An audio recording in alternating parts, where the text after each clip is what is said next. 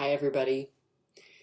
This is one of those weeks when, once again, we realize that we have underestimated Jesus.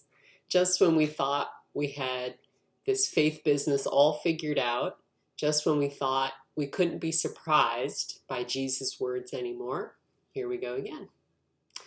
I am shocked at how timely our gospel is this week, and like many of Jesus' teachings, the depth of what he has to say is really shown in the simplicity of this story.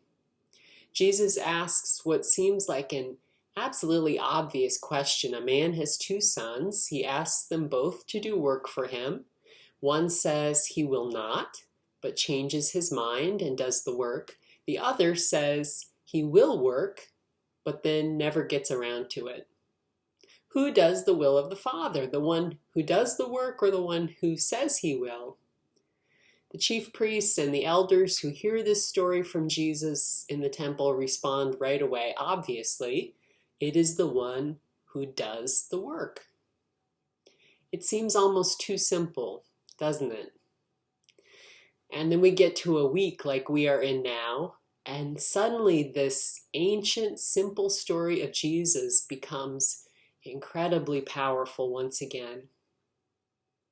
I wondered as I read this story this week, does it matter to us anymore? Does it matter if people's actions don't match their words? Does it matter if we actually practice what we preach? The Gospel of Matthew loves the word hypocrite. We can tell that this was a powerful word in Jesus' time and in the community in which Matthew's gospel was written. Every time Jesus uses the word hypocrite, we can almost hear people wince, cringe as he says it. To call someone a hypocrite used to be a very powerful accusation. I honestly don't know if people care about that word anymore.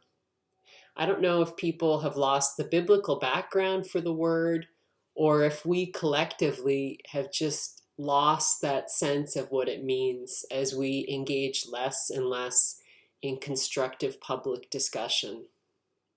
Don't worry, I'm not saying this to be a cranky old pastor. I hope there is a point in discussing this as people of faith, not to judge the world, but to look within ourselves.